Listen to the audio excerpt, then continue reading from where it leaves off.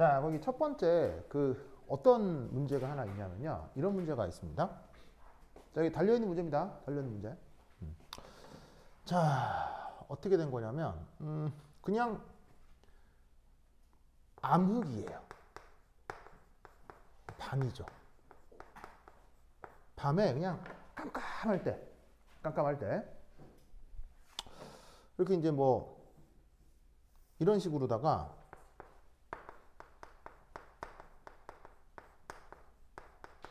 천체 망원경을 세팅을 한 거예요. 그 천체 망원경 밑에 요 안에 당연히 뭐가 들어있냐면 빛을 인식할 수 있는 검출기, 디텍터가 들어있는 거예요.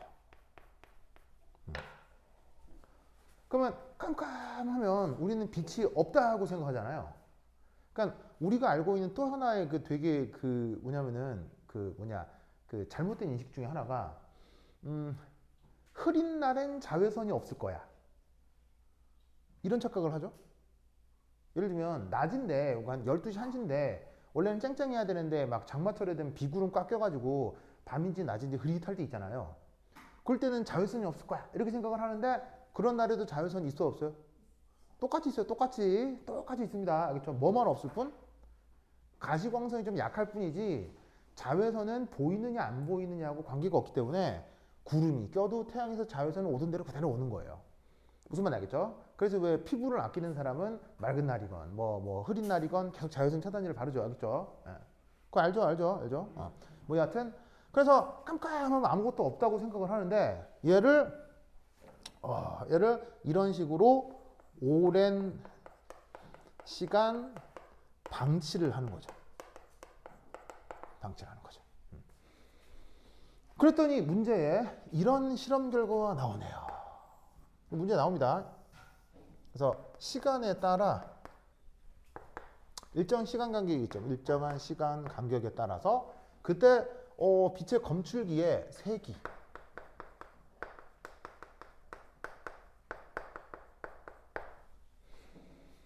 그래서 이제 뭐라고 되어 있더라? 검출 뭐라고 했어요?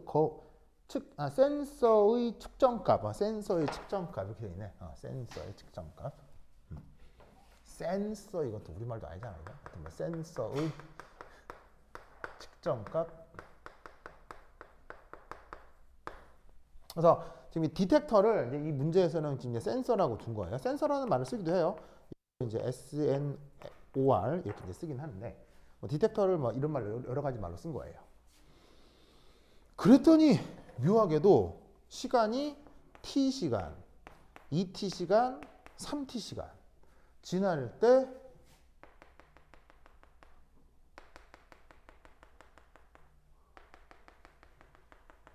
그 세기가 I, 2I, 3I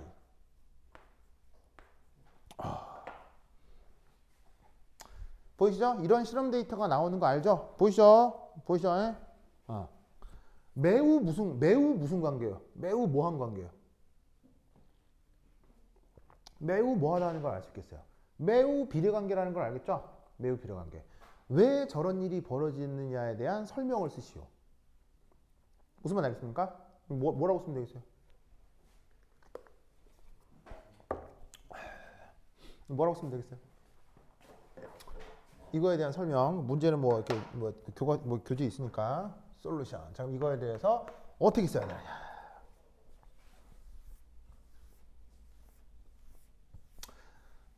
이게 이제 이 문제에서는 센서의 측정값이라고 되어 있는데요. 그냥 우리 언니 이름이? 언니 이름이? 이름. 윤주? 윤수? 윤수언니. 뭐 어디 가려고 그래? 지금 살짝 어디 갔다 왔죠? 어디 가면 안 돼. Stay with me. stand by me. 내 옆에 있어. 윤수언니 어디 가지 마세요. 영점. 그래. 자, 여기 이제 센서의 측정값이라고 되어 있는데 센서의 측정값 이렇게 말을 길게 써도 돼요. 내가 그냥 계속 쓰려니까는 말이 좀 길어서 저 센서의 측정값을 전문 용어로 뭐라고 부르냐면 리스폰스라고 해요. 리스폰스. 리스폰스 사실은 중학생 정도면 영어 공부하면 나오는 단어거든요. 무슨 단어죠? 대답. 누가 대답을 한다는 얘기예요? 얘가 대꾸를 한다는 얘기예요. 뭐에 대해서? 뭔가 물리적인 상황에 대해서 얘가 대꾸를 한다고요. 그 대꾸한 게 무슨 시그널로 나타날, 신호로 나타날 거 아니에요. 그래서 사실은 센서의 측정값을 전문 용어로 대답이라고 해요. 그냥 누가 대답한다? 저 디텍터가. 알겠죠? 그래서 이제 리스판스라고 쓸 수 있는데 뭐 나는 이제 말을 줄여 쓰려고 리스판스라고 할게요. 알겠죠? 자, 그러면 이것으로부터 우리는 첫 번째 1. 뭐를 할 수 있다?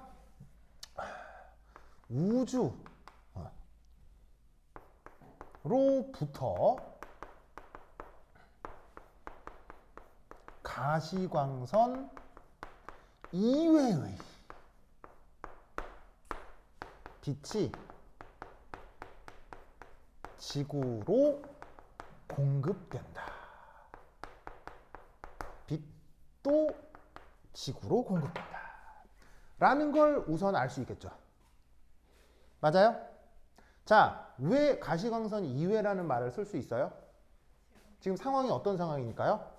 깜깜한 밤이니까요. 그렇죠? 깜깜한 밤에 왜 그 뭐 보통 밤에 보면 별이 근데 요즘은 별 보기가 좀 쉽지 않은데 하여튼 근데 이게 진짜로 완전 자연계에서도요. 날 기가 막히게 잡으면 별 하나 없는 날도 있을 수 있거든요. 이게 뭐 지구 공전 자전 뭐 이렇게 맞으면 별 한 탱이도 안 보고 그냥 쎄하면 지금 어떨 때는 별이 자글자글할 때도 있는데 어떨 때는 별이고 달이고 뭐가 쎄하면 아무것도 없을 때도 있어요. 알겠어요? 그런 날에 세팅을 해도 이거 리스판스 있다 없다? 생긴다는 얘기예요. 그럼 그 말이 무슨 말이겠어요? 우리 우주에는 가시광선을 제외한 빛들도 그 외의 빛들도 우리 우주에 억수로 많이 존재한다는 얘기예요. 무슨 말인지 알겠어요? 이 디텍터는 가시광선만 디텍터 하겠어요? 별의별 빛을 다 디텍터 하겠어요? 문제에 가시광선만 인식한다 그런 말이 없잖아요. 모든 빛을 인식할 수 있는 디텍터를 해보자고요. 알겠죠? 그러면 여기서 우선 첫 번째 알 수 있는 거 우주에 가시광선 이외의 빛이구나.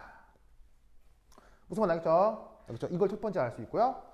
그 다음 두 번째 또 뭘 알 수 있을까요? 저 데이터로부터 뭐를 알 수 있을까요?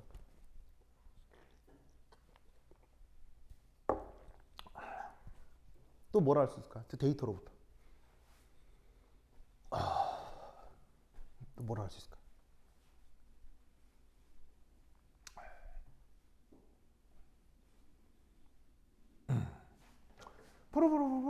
이거죠.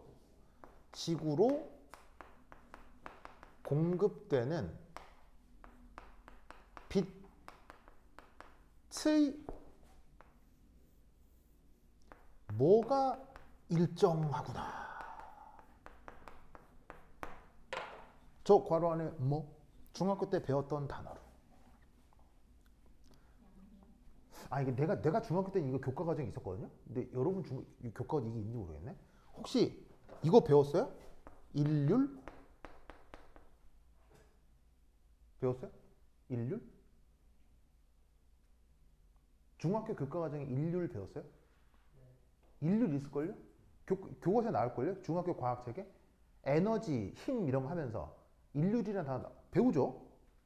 학교에서 배웠죠? 네, 학교에서 나온 그 일률이요. 일률의 정의가 뭐예요? 일률 영어로 뭐라고 해요? 영어로. 일률 영어로 뭐예요? 그게 파워예요. 파워. 우리가 파워하면 힘이라고 번역하는데 아니에요. 파워는 일률이에요. 그렇죠? 일률. 정의가 뭐죠? 출입한 일을 뭐로 나눈 거예요? 그때 걸린 시간으로 나눈 게 일률이죠? 왜 이때 일률이 일정하다고 해야 되겠어요? 비례하니까요. 그러니까 어떤 상황에서건 기울기가 지금 같아요, 달라요? 일정하잖아요. 시간이 지남에 따라 그러니까 지구로 쏟아져 들어오는 빛의 에너지가 일정하기 때문에 일률이 같다라고 쓰면 되는 거죠. 중학교 교과서에 나오는 단어로요. 무슨 말인지 알겠어요? 아시겠죠? 알겠죠? 네. 요거를 이 데이터로부터 확인할 수 있습니다.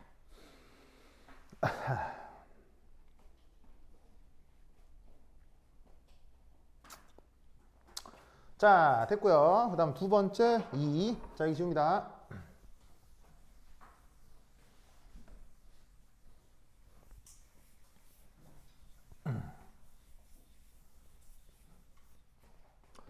자, 두 번째 문제는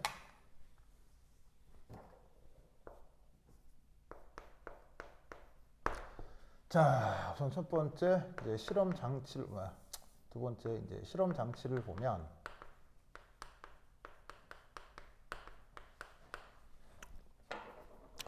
그야말로 이제 여기에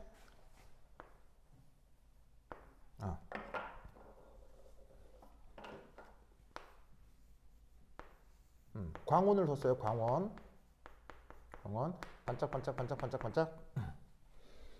자, 그리고 여기에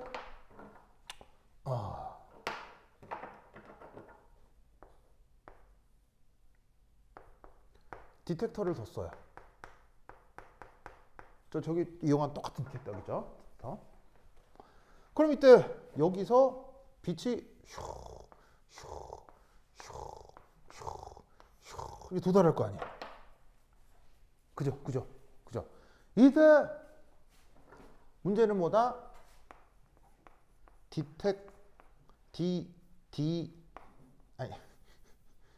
디텍터에 나타나는 바로 리스폰스에 영향을 주는 요인.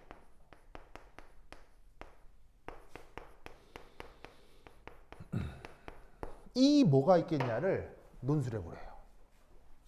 자, 디텍터에 영향을 준다. 무슨 말이냐면 이 리스폰스가 여기서 디텍터의 값이 크게 측정될 수도 있고 작게 측정될 수도 있잖아요. 그러니까 이런 식으로 뭐 어떤 경우 크게 측정될 수 있고 작게 측정될 수 있고 뭐 그런 거잖아요. 지금 이렇게 그 지구 암흑에서 실험을 했을 때. 그럼 이렇게 이제 시간에 따른 거 말고요. 이 광원을 조절을 어떻게 했을 때 여기 디텍터의 리스폰스가 크게 찍히겠냐 작게 찍히겠느냐.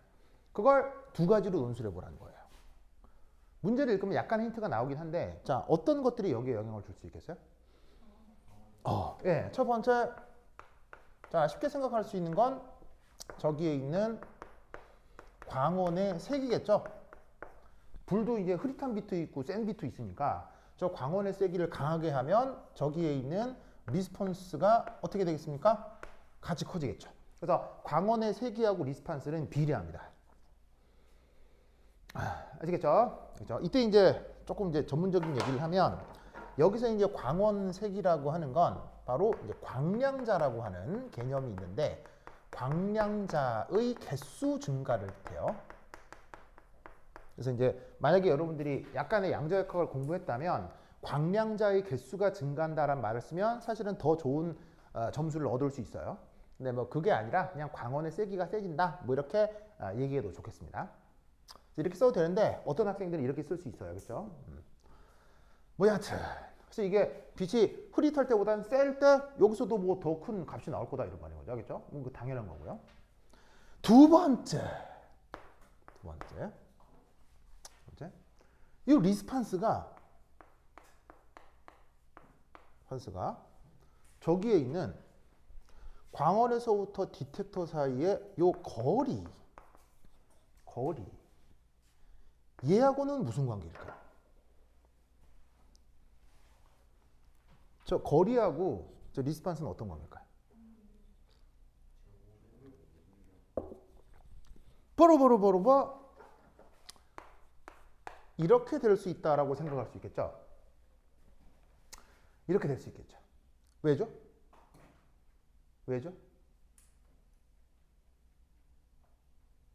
왜 그래요? 바로 광원의 빛은 일직선으로만 뻗어나갑니까? 사방팔방으로 다 뻗어나갑니까? 광원의 빛은 사방팔방으로 다 새어나가죠. 무슨 말이냐면 얘를 중심으로 한 가상적인 뭐를 가정해 볼 수 있다? 구.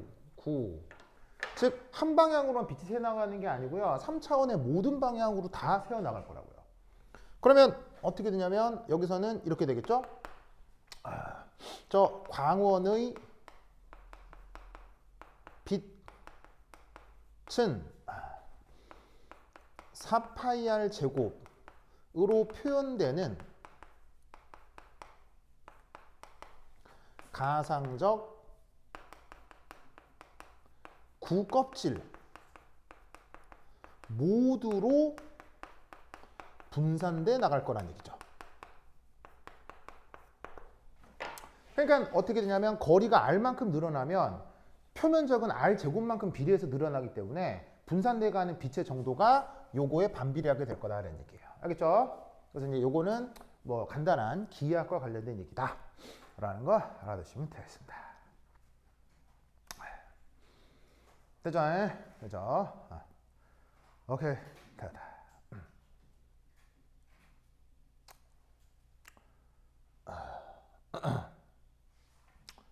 좋아.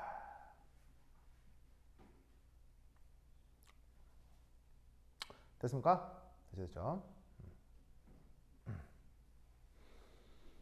아이고.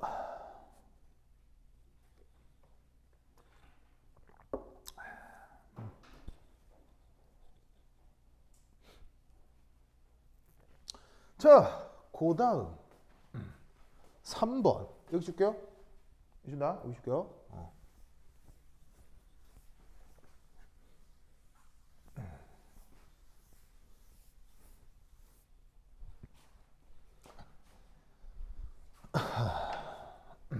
3번. 자.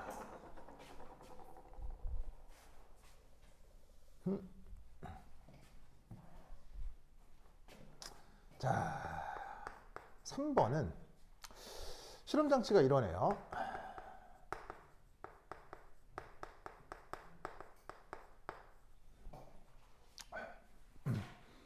자, 어떤 실험 장치가 있냐면 역시나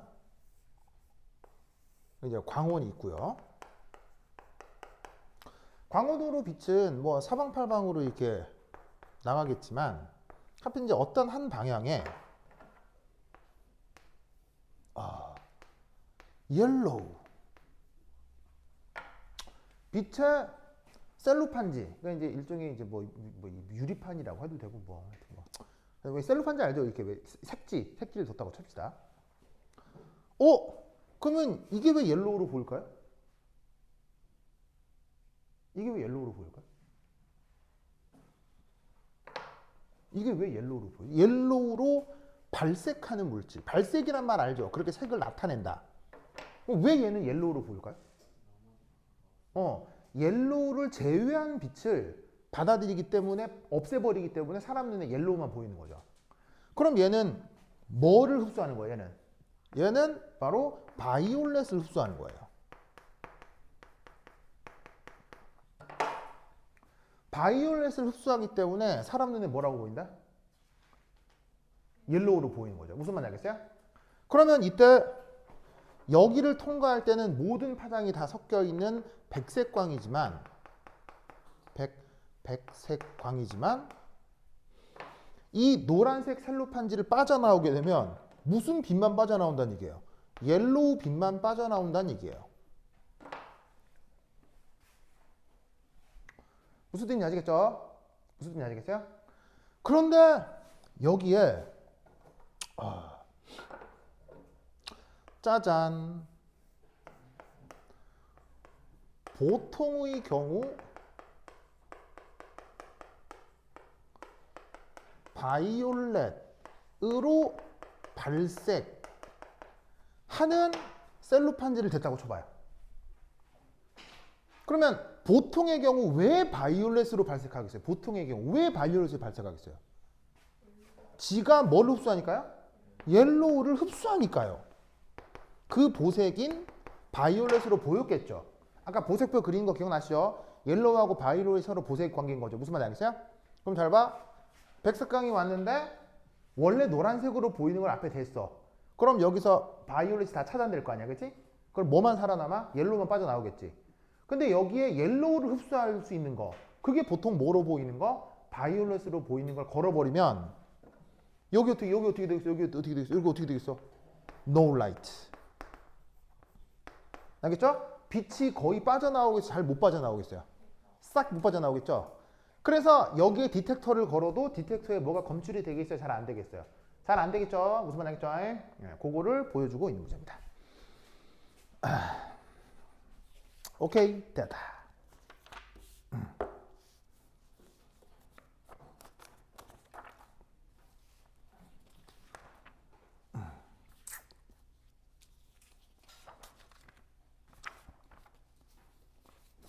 자, 마무리됐고요. 그 다음 한 장 넘겨서 울산과학 문제 한번 풀어보도록 하겠습니다.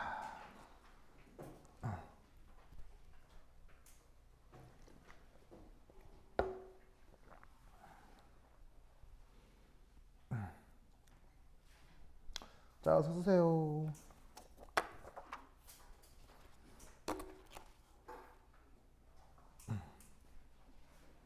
됐죠?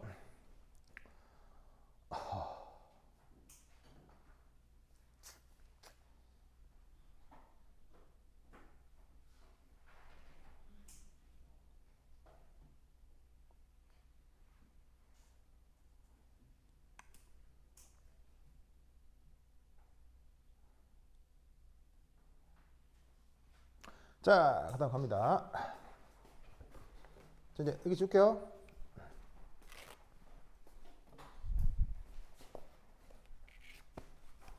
준다잉, 준다.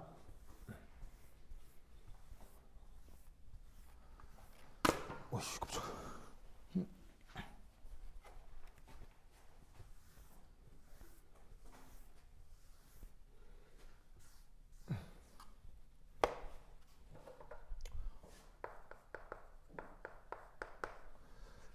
자, 이 문제는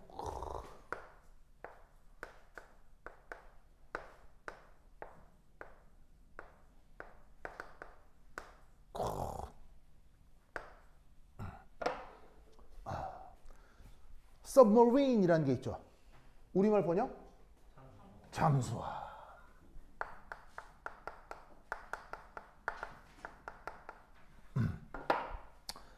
여러분, 인간이 가질 수 있는 무기 체계, 뭐 총, 칼, 뭐 미사일 이런 거 있잖아요. 인간이 가질 수 있는 무기 체계 중에서 가장 강력한 무기가 뭘까요? 인간이 가질 수 있는 무기 체계 중에서 가장 강력한 거. 네, 핵무기도 그중 하나입니다. 근데 핵무기를 가졌어요. 그 다음 가지려고 하는 거예요. 자, 그럼 핵무기도 좋잖아요. 핵무기 가지면 좋거든요. 핵무기 가지면 좋은데 핵무기가 왜 가지면 좋을까요? 예? 강력하니까. 핵무기가 왜 좋냐면요. 핵무기는 왜 이런 말을 쓰는지 모르겠네. 가성비라는 말이죠. 가성비. 가성비가 인간이 가질 수 있는 것 중에서 1등이기 때문에.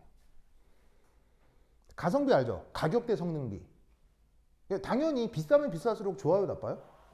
비싸면 좋은 거 아니에요. 근데 비싸면 비싼 거 자체가 안 좋을 수 있잖아요. 그러니까 적당한 가격에서 효과가 제일 좋은 거, 그걸 가성비라고 하잖아. 근데 무기 체계 중에서 가장 가성비가 높은 게 바로 핵무기예요. 여러분, 핵무기 한 발이 얼마예요?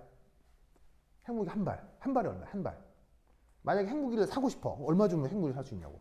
핵폭탄 하나 살려고 사고 싶어. 얼마? 자, 핵무기도 물건이잖아요. 모든 물건에는 뭐가 있다? 가격이 있죠. 그거 얼마냐고요? 네, 5천억 정도예요. 그래서 핵폭탄 한 발에 5천억 정도 하거든요. 그럼 생각해봐. 여러분, 한 발이면, 이거 5천억이면 큰 돈이야, 작은 돈이야? 한 개인한테는 무지막지한 돈이지. 근데, 여러분, 최첨단 전투기. 얼마게요? 지금 우리나라가 운영하는 KF-21 이런 거. 미국 정도가 운영하는 최첨단 전투기. 한 대 얼마게요? 최첨단. 바로 1,300억 정도예요. 한 대에. 무슨 말 알겠죠? 그럼 생각해봐. 핵무기 한 발이면 여기 있는 최첨단 전투기 한 서너 대 정도지? 맞지? 그럼 잘 봐. 당연히 작은 돈들은 아니지만 한 국가가 전투기를 세 대를 가졌다. 그럼 그 국가의 운명이 바뀌어요? 아무렇지도 않죠. 근데 그 국가가 핵무기를 가졌다. 그 국가의 운명은 바뀌어요, 안 바뀌어요? 그게 가성비야. 무슨 말인지 알겠어요? 그러니까 모든 국가는 뭘 가지고 싶어 한다? 그래서 핵무기를 모든 국가는 사실 가지고 싶어 해요. 모든 국가가. 가성비가 제일 좋기 때문에. 즉 핵무기를 가지면 국방비가 올라가기에 떨어지게 핵무기를 가지면 국방비가 확 떨어져요. 왜 핵무기를 가지면 국방비가 떨어져요? 핵무기를 갖고 있는 순간 다른 나라가 쉽게 침략하게 침략하지 못하겠어요. 침략 못해요. 왜? 자꾸 까불면 쏘면 되니까. 그럼 저 나라도 그걸 알고 있겠어요? 모르겠어요? 알고 있죠. 우리가 핵무기를 가진 걸. 그러면 저 나라에서도 쉽게 침략을 못하기 때문에 우리나라의 국방비를 줄일 수 있어요. 핵무기를 가지면. 그래서 북한이 핵무기를 가진 순간 경제가 되게 많이 발전했어요. 무슨 말인지 알겠어요? 그러면 이 말은 북한은 핵무기를 포기할 수 있다, 절대 포기 못한다? 절대 포기 못하는 거예요. 이런 상황을 알아야 된다고 했죠? 알겠죠? 그러면 핵무기를 가졌어, 이제. 그 다음 가는 게 뭐냐? 그 다음. 그게 잠수함이에요. 잠수함. 그럼 잠수함은 옛날부터 있었는데 웬 잠수함? 바로 저 잠수함에 뭐를 세팅하면? 핵미사일을 잠수함에 세팅하면 끝장나는 거예요. 무슨 말인지 알겠어요? 그걸 이제 우리가 원자력 잠수함이라고 하죠. 그래서 핵무기를 잠수함에 세팅하는 순간 완전 게임 체인지예요. 끝나요. 그때부터는 누구도 덤빌 수 없어요. 핵무기를 잠수함에 딱 실는 순간. 왜냐? 잠수함은 알아채기가 쉽다, 어렵다? 어렵다. 여러분 혹시 뭐 워크래프트나 롤이나 아니면은 저기 스타크래프트나 이런 게임 해본 사람? 해봤을 거 아니에요. 이 대전하는 게임 있잖아요. 막 전력 만들어가지고 막 게임 하는 거. 그때 제일 짜증나는 게 뭐예요? 제일 짜증나는 거. 이거 하면은 별것도 아니고 딱 한 몇 개가 이렇게 나를 괴롭히는데 제일 짜증나는 게 뭐예요? 클로킹이요. 안 보이는 거. 그 왜 스텔스 기능 있잖아요. 그러니까는 상대방 애가 이게 컨트롤이 되게 좋아. 그럼 안 보이는 거 한 개, 두 개만 막 이렇게 컨트롤 잘해가지고 여기 찌르고 저기 찌르고 하면 진짜 짜증나죠. 그 게임 해보면 알아요. 알겠어요? 이게 전쟁을 할 때 제일 무서운 게 뭐다? 안 보이는 거예요. 그래서 전쟁을 할 때 가장 중요하게 생각하는 게 뭐냐면 내 입장에서는 무조건 보려고 하고 제 입장에서는 무조건 안 보이게 하려고 하고 이게 현대전이에요. 그래서 무조건 보려고 하는 기술이 뭐예요? 무조건 보려고 하는 기술. 레이더와 인공위성이에요. 그래서 그 국가의 수준이 올라갈수록 레이더 기술과 인공위성 기술을 발전시키는 거예요. 그리고 무조건 안 보이게 하는 기술이 뭐예요? 무조건 안 보이게 하는 기술. 스텔스 기술인데 스텔스 기술이 가장 효과적인 게 뭐예요? 그게 잠수함이에요. 알겠어요? 스텔스 비행기 있죠? 근데 사실 완전 안 보이게 해요? 조금 보이게 해요? 조금 보입니다. 조금 보여요. 근데 잠수함은 한 탱이도 안 보이게 할 수 있어요. 잠수함은. 그래서 어느 나라가 핵무기를 갖고 나면 그 다음 가지려고 하는 게 뭐다? 그 핵무기를 잠수함에 세팅하는 거. 이 기술을 가진 나라가 몇 나라가 있다? 이 기술을 가진 나라가? 역시 6개국밖에 없어요. 6개국.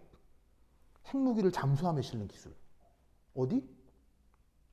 여기 있잖아. 미국, 그 다음에 프랑스, 미국, 영국, 러시아, 프랑스, 중국. 나머지 한 나라? 우리나라요. 우리나라 그러면 핵무기가 있어, 없어요? 없죠? 근데 그걸 기술을 미리 개발해 놨어요. 무슨 말인지 알겠죠? 우리나라는 만만한 나라다, 무서운 나라다? 우리나라는 굉장히 무서운 나라예요. 그러니까 우리가 정치적인 이유 때문에 핵폭탄을 못 갖고 있는 거지, 이 정치적인 문제를 해결하면 우리나라의 국방력은 전 세계 최고 수준이에요. 알겠어요? 최고 수준이에요. 미리 다 개발해 놨어요. 언제? 한 서너 달 전에? 5, 6개월 전에 개발해 놨어요. 그래서 뉴스에 크게 났는데? SLBM이라고 들어봤어요? SLBM? 그게 바로 잠수함에서 핵미사일을 쏘는 기술이에요. 우리나라가 핵탄두는 없지만 그 기술을 다 개발해 놨어요. 그래서 우리나라만 전쟁 난다? 야, 만들어서 알겠죠? 그래서 이런 문제가 나오지 않았나 싶어요. 알겠죠? 자, 그러면 이제 뭐 문제는 뭐 여러분들한테 뭐 핵무기의 중요성을 논술해라 뭐 그런 건 나올 리는 없을 테니까 여기 이제 이 문제와 관련된 몇몇 선형기 문제, 사 나오는 문제를 조금 살펴보도록 하겠습니다. 자, 우선 첫 번째는 뭐 간단한 물리학이 나옵니다. 별거 아니고 1. 잠수함의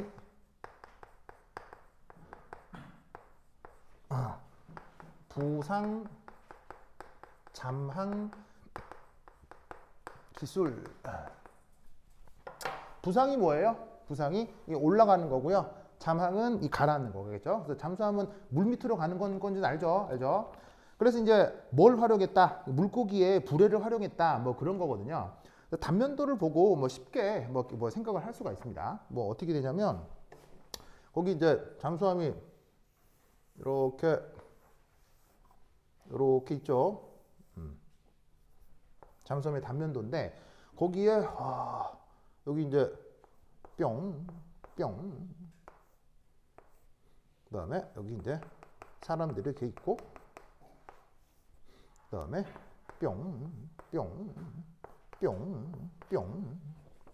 이렇게 돼 있고 기본적으로 여기에 어느 정도의 무르가 차 있습니다. 그리고 이제 이쪽은 공기들이 보통 채워져 있죠. 이때 요 T자로 표현한 게 다 밸브라고 합시다. 여닫을 수 있는 그런 장치를 우리가 밸브라고 하잖아요.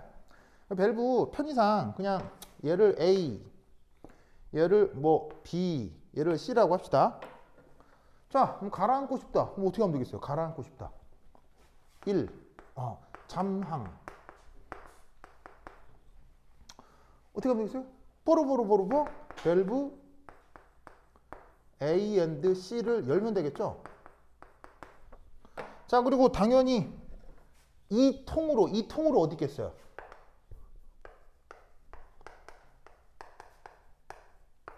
바닷속에 있을 거 아니에요? Under the sea. 바닷속에 있을 거 아니에요? 무슨 말 알겠죠? 주변에 물이 막 있을 텐데 가라앉고 싶고 어떻게 하면 되겠어요? 이하고 열면 되지. 그럼 이거 열면 어떻게 되겠어요? 공기 부르륵 나가고 하겠죠? 이 아래쪽으로 물이 쭈르륵 들어올 거 아니에요? 그럼 무거워지니까 쭉 깔아가겠죠. 알겠죠?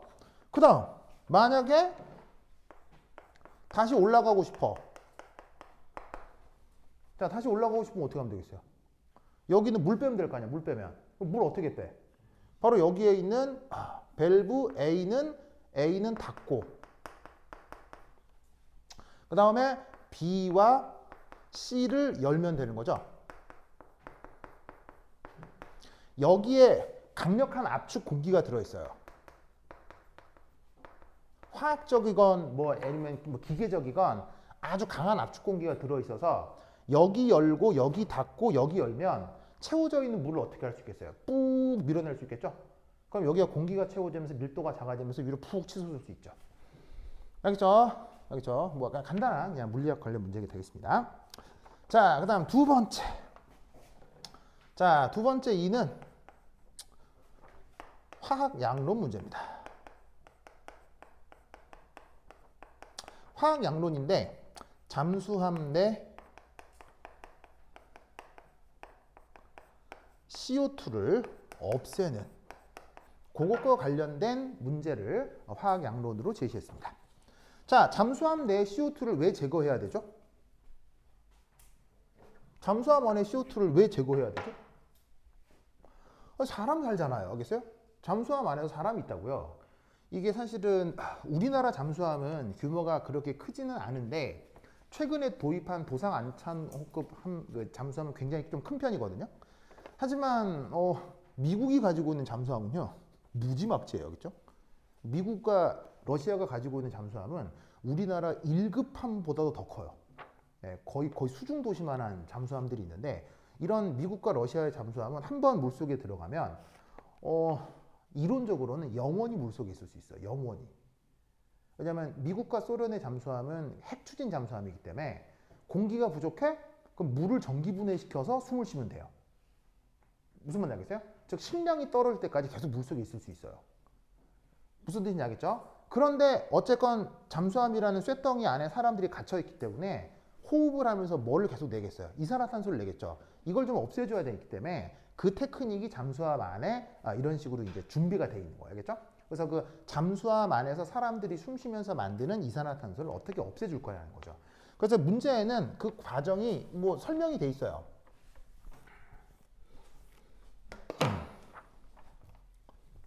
그래서 이제 어떤 녀석이 나오냐면 문제에서는 바로 KO2라는 고체 물질 요거를 활용한다라고 문제에 되어 있습니다. 그리고 거기에 CO2가 반응을 합니다.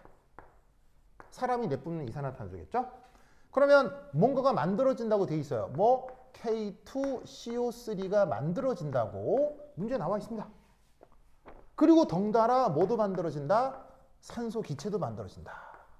그래서 이 과정은 문제에 소개가 되어 있기 때문에 읽으시면 그대로 나옵니다. 그래서 사람이 내뿜는 이산화탄소를 KO2라고 하는 특별한 물질이랑 반응을 시켜서 K2CO3도 만들고 O2도 만들고 만들어진 O2는 또 어디에 활용하면 되겠어요? 만들어진 O2는 또 어디에 활용하면 되겠어요? 또 사람이 숨 쉴 때 활용하면 되는 거죠. 알겠죠?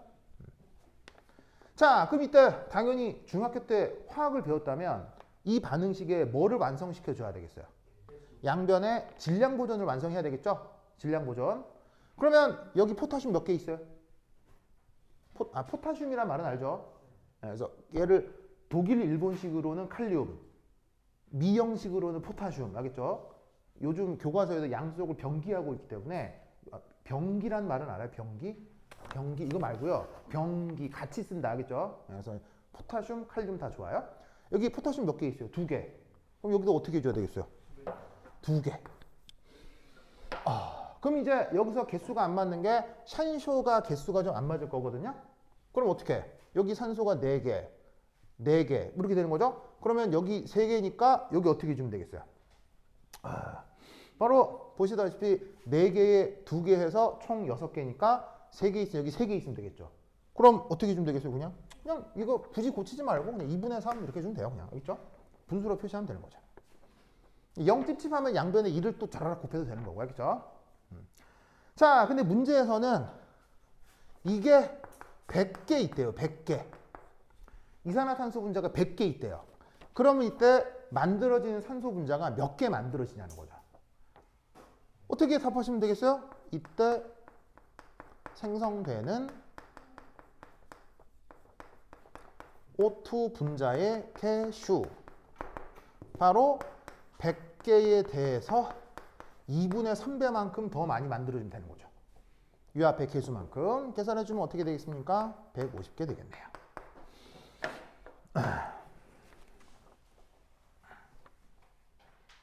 되죠? 그 다음 세 번째, 이 CO2를 제거할 수 있는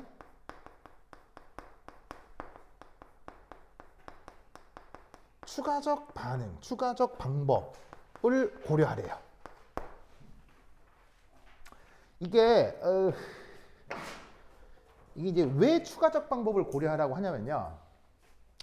이게 조금 위험해서 그래요. 어떤 위험성이 있을까요, 얘는? 어떤 위험성이 있을까요? 얘는 사실 이런 위험성이 있습니다. 익스플로시브 무슨 말이에요? 터져요. 지금 어디에 있죠? 물속에 있죠, 물속에. 물속에 몇 미터쯤 있을까요? 한 10미터 이렇게 있을까요? 잠수함 몇 미터 깊이 있을까요, 여러분? 잘 모르시는데 잠수함 몇 미터 정도 있을까요? 물론 잠수함의 작전 수심은 사실 뭐다? 잠수함의 작전 수심. 잠수함이 어디에 있느냐? 이건 뭐다? 1급 군사기밀입니다. 1급 군사기밀이기 때문에 잠수함의 위치는 그 나라에 딱 3명밖에 모릅니다. 잠수함의 현재 위치는 그 나라에 딱 3명밖에 모릅니다. 법적으로. 누구? 모릅니다. 첫 번째 대통령. 그다음 그다음 대통령하고 잠수함에 위치는 대통령. 그다음에 해군 참모총장. 그리고 함장.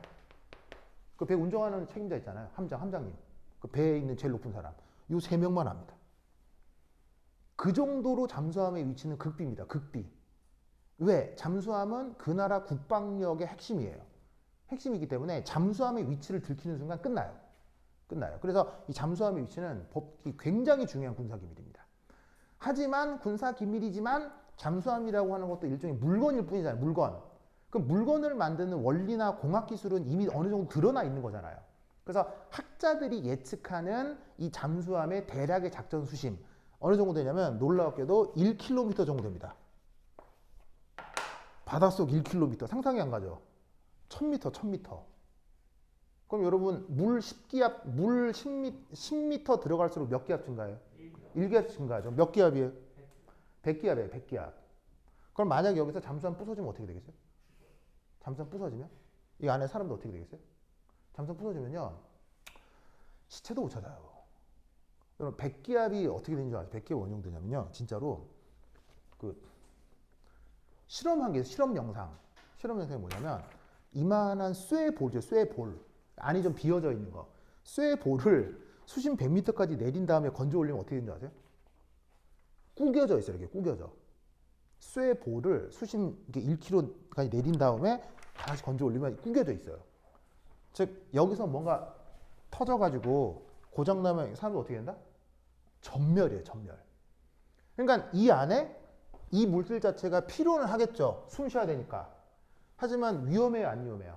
억수로 위험하니까 이거 말고 다른 방법이 있는지 학자들이 연구하겠어요? 안 하겠어요? 억수로 한다고. 그때 중학생들도 알만한 방법이 있겠냐는 거예요. 있다 이런 말이지. 첫 번째 1. 산염기 반응을 응용합니다. 자, 어떻게 산염기 반응을 응용하느냐? 얘를 누기랑 반응을 시키느냐? 바로 NaOH 되겠습니다. NaOH. 수산화나트륨이요. 알겠죠? 전 국민이 다 아는 그 강염기성 물질 수산화나트륨. 그러면 얘 두 개랑 반응을 시키면 얘가 뭐가 된다? Na2CO3의 고체 물질로 바뀝니다. 그리고 이 경우는 물이 하나 떨어져 나오겠죠. 아시겠죠? 알겠죠? 그래서 어떻게 했냐면 사실은 잠수함에는 얘도 좋은데 얘를 사실은 실제로 얘를 잔뜩 싣고 갑니다. 그래서 잠수함에는 NaOH 팩이 있어요. 그래서 NaOH 팩을 계속 바꿔줘요.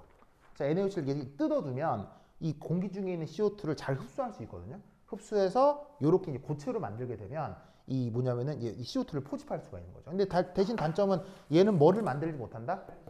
이걸 만들지 못하는 거죠. 그러니까 이거를 없애는 건 좋은데 이걸 못 만드니까는 이거를 넣어야 되는데 이건 터질 것 같고 막 골치 아픈 거죠. 그래서 또 요즘 개발되는 방법이 뭐다? 사실 이 방법을 요즘 더 많이 써요. 바로 이 방법을 씁니다. 이 전기분해를 써요. 전기분해합니다.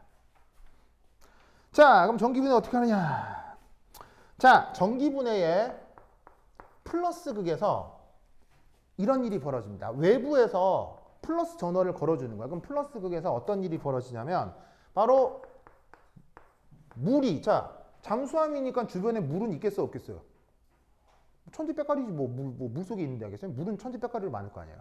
그럼 플러스 극 쪽에서 물이 어떻게 된다?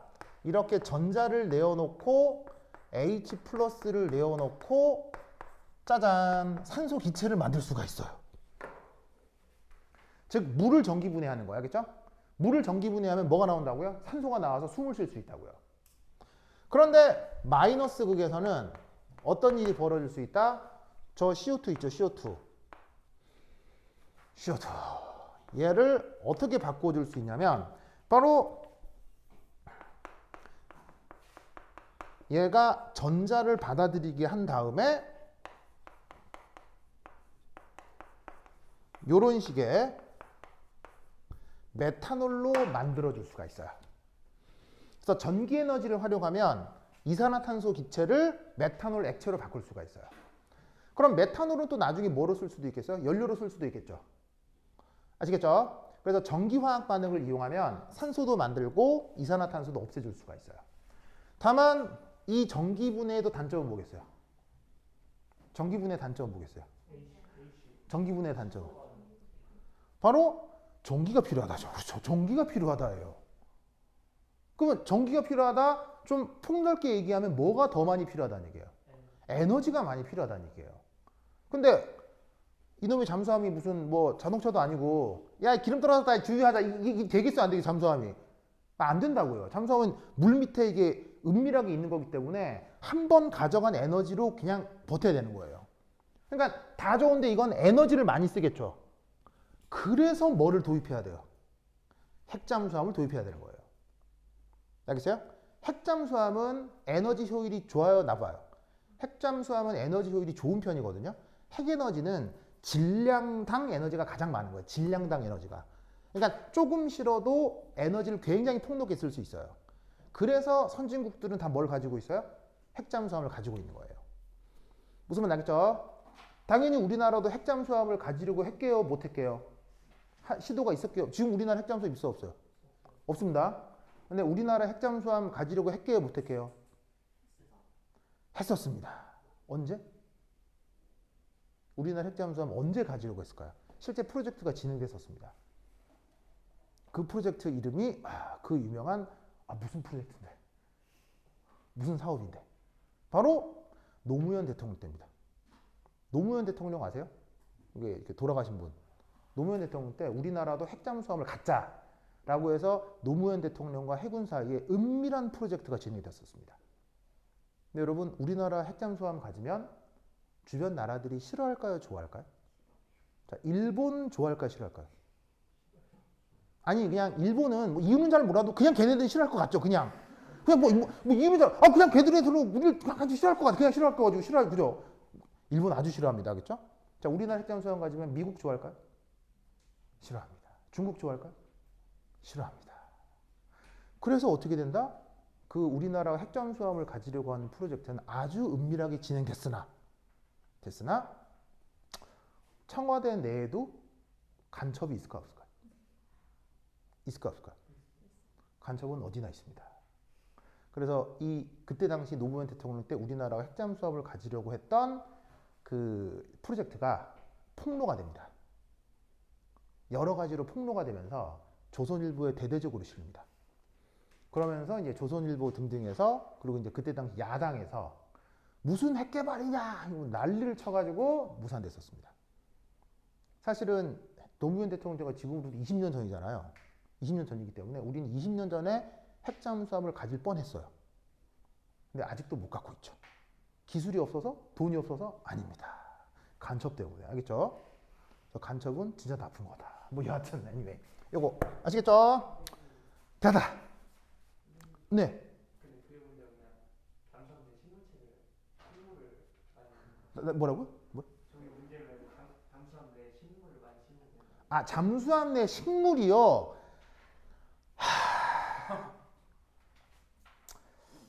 뭐 잠수함 내 식물 좋은데 여러 가지 문제가 있는데요. 식물은 이산화탄소를 먹는 좋은 녀석이긴 하죠. 근데 여러분 전투 상황이란 느긋한 상황입니까? 급박한 상황입니까? 그러면 식물을 키우려고 하면 식물 관리병이 있어야 된다는 얘기죠. 그러면 이제 막 어뢰 쏘고 막 음파 탐지하고 이럴 때 막 누가 물 주고 있어야 된다는 얘기 아니에요? 무슨 말인지 알겠죠? 우선 여기에서 약간 넌센스고요. 두 번째는 속도의 문제입니다. 무슨 속도? 속도. 무슨 말이냐면 식물이 이산화탄소를 흡수할 수 있죠. 식물이 이산화탄소를 흡수할 수 있으나 사람이 내뱉는 이산화탄소를 제깍제깍 없애줘야 되죠. 그런데 식물은 이산화탄소를 흡수할 수 있으나 흡수하는 속도가 빠르다 느리다? 의외로 느립니다. 그럼 이 속도 차이에서 오는 불균형이 생기겠죠.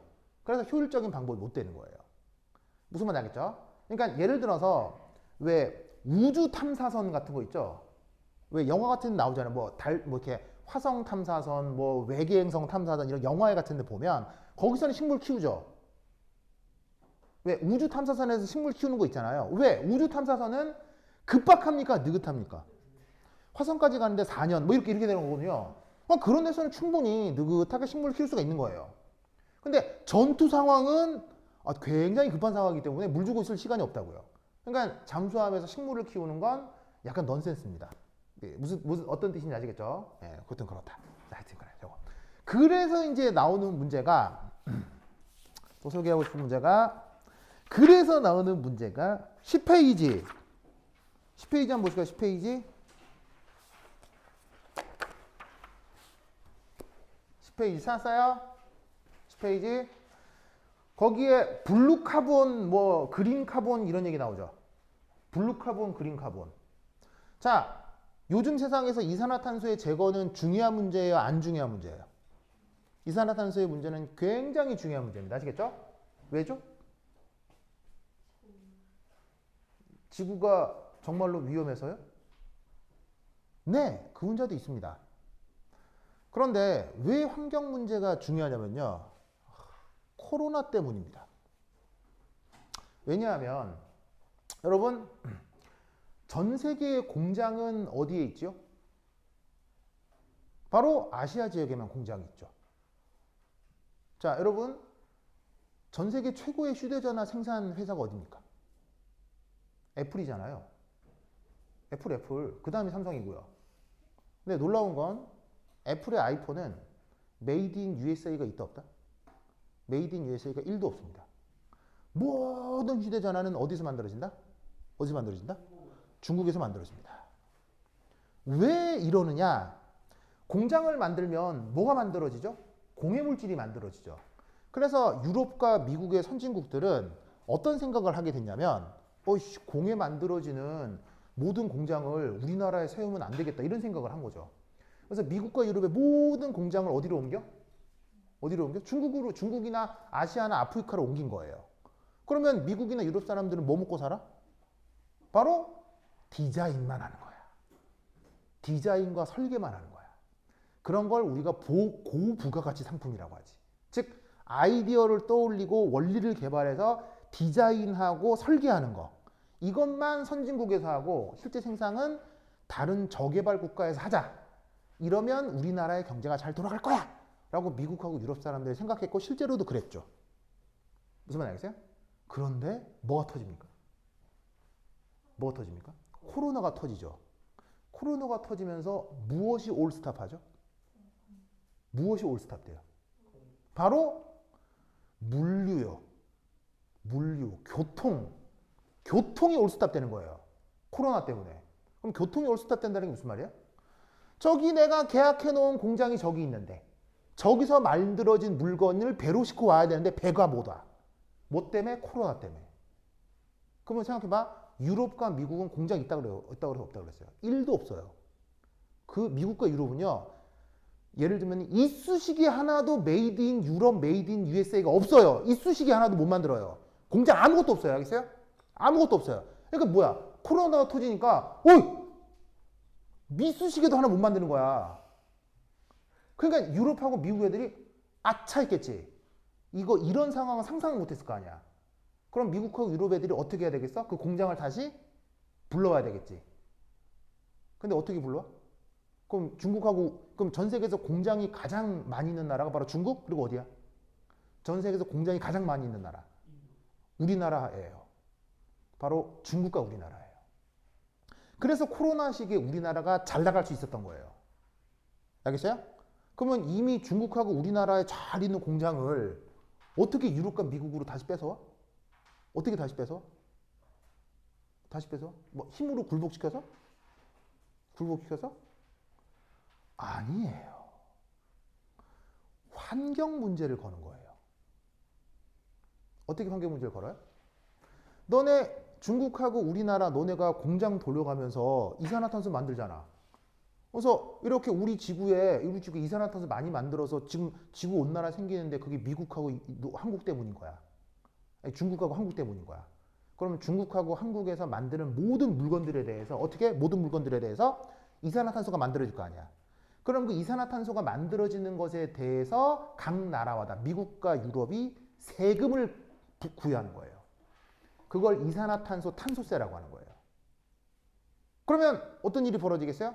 한국과 중국에서 만들어진 물건들의 가격이 올라가겠죠. 그럼 공장들이 한국과 중국에 있는 것에 비해 있게 되면 가격이 올라가니까 경쟁력이 올라가겠어요? 떨어지겠어요? 경쟁력이 떨어지겠죠. 그럼 한국과 중국의 공장들이 어디로 이전하려고 하겠어요? 유럽이나 미국으로 다시 이전하려고 하는 거예요. 이게 요즘의 탄소세예요. 알겠어요? 즉 탄소세를 만든 건 지구의 환경을 위해서는 한 30%쯤 되는 거고요. 본래 이유는 뭐다?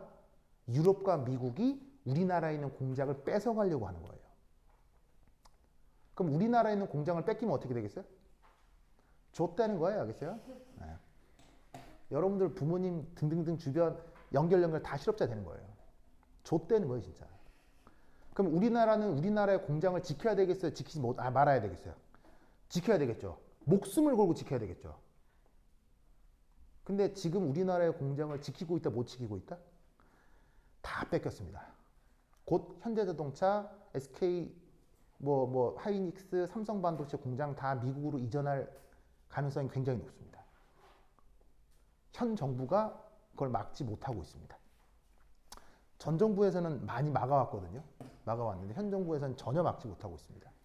그래서 곧 삼성전자하고 현대자동차가 미국으로 이전할 계획입니다.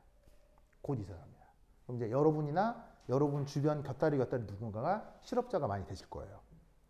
네, 그런 일이 벌어지고 있습니다. 알겠죠? 그러니까 사실은 그런 관점에서 나온 문제예요. 여기서 이 문제에서 하나 알아두세요. 요것만 하고 끝내도록 하겠습니다. 자, 읽을게요. 거기 텍스트를 읽으면요. 특별히 어려운 건 없어요. 문제 나와 있는 대로 거기 이제 그냥 해설을 하시면 되는데 중학생이 알아둘 정도로 필요한 화학적 지식이 거기 한 가지가 더 있습니다. 자, 이제 문제 크게 어려운 건 아니어서 잠깐만 짚고 넘어가면 됩니다. 몇 년도 문제냐면 2020년도 전남과학고 문제입니다.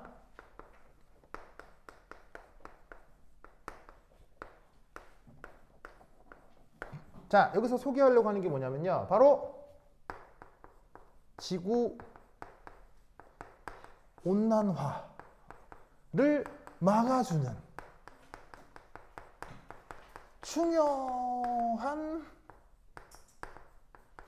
생물군 중에 누가 있을까요?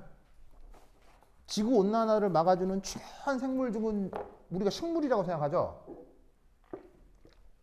식물 좋은데 우리가 상상하지 못하는 어떤 식물군이 있어요. 또 생물군이 있어요.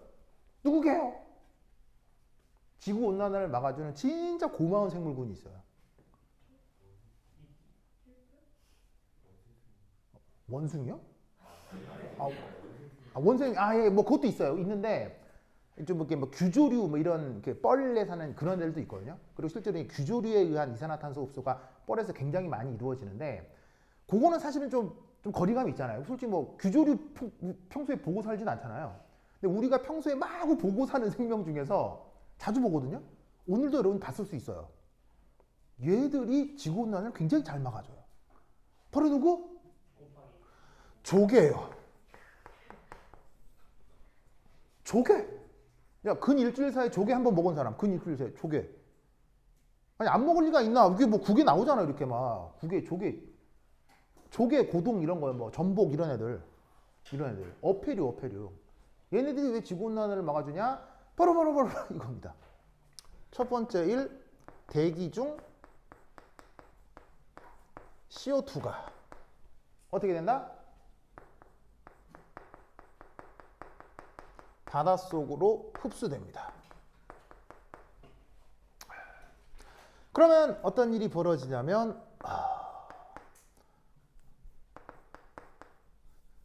이 CO2가 바닷물이랑 반응을 해서 뭐가 만들어져? H2CO3가 만들어집니다. 얘를 우리말로 뭐라고 불러? 탄산이라고 하죠. 왜? 탄산음료 할 때 탄산이 바로 얘입니다. 알겠죠? 그럼 바닷물 속에 들어온 CO2가 얘가 되면 이 녀석은 산해리를 통해 CO3E-가 됩니다. 사내리가 무슨 말이냐면 H2CO3 솔리드가 H 플러스 두 개를 내놓고 CO3E-가 된다는 얘기예요. 그리고 네 번째, 어떤 일이 벌어진다? 바닷물 속에는 뭐가 많다? 칼슘 2+가 많아요. 그냥 바닷물 속에는. 그럼 뭐가 된다? Ca2+가 CO3E-랑 반응을 해서 CaCO3가 됩니다. 이게 뭐예요? 이게 뭐예요? 탄산칼슘 좋은데? 탄산칼슘인데 이게 뭐가 된다니? 조개 껍데기요. 모든 조개마다 조개 껍데기 있어 없어요? 있잖아요. 즉 조개는 당연히 동물이기 때문에 조개도 이산화탄소를 배출하겠어요, 안 하겠어요? 조개도 모든 동물이 이산화탄소를 배출합니다. 만 조개는 예를 들어 이제 나도 문헌을 좀 찾아봤더니 예를 들어서 3 정도의 이산화탄소를 배출하면 7 정도로 조개 껍데기를 만든답니다. 그러니까 조개가 한번 태어나서 죽게 되면 비율 4 정도의 이산화탄소가 조개 껍데기로 축적이 되는 거예요. 무슨 말인지 아세요? 그러면 조개는 죽어도 조개 껍데기는 남아있어요, 없어져요? 조개는 영원히 남아있죠. 그러니까 그런 식으로 이산화탄소가 조개 껍데기 형태로 바다 해저 바닥에 엄청나게 많아요. 무슨 뜻인지 아시겠죠? 그래서 이런 요소 때문에라도 바다가 이산화탄소를 처리해주는 능력이 엄청나게 큽니다. 아시겠죠? 이제 그런 내용을 알아두시기 바래요. 그래서 이 정도 화학 반응식은 뭐 중학생도 생각해 볼 수 있는 거니까 이것도 같이 알아두시기 바랍니다. 오케이, 들었다. 그럼 여기까지. 다음 시간에 만나요. 안녕. 끝.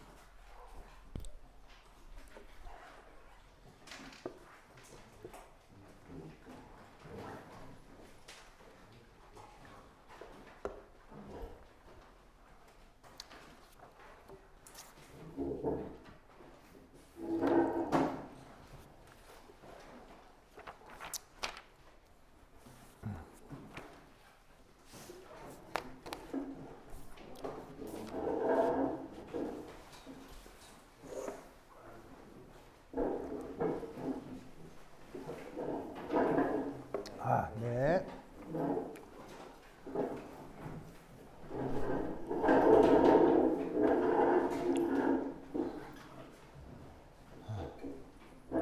오, 조심하세요. 오, 조심하세요. 오, 안녕.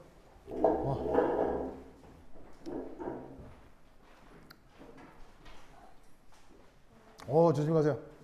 조심하세요. 조심하세요.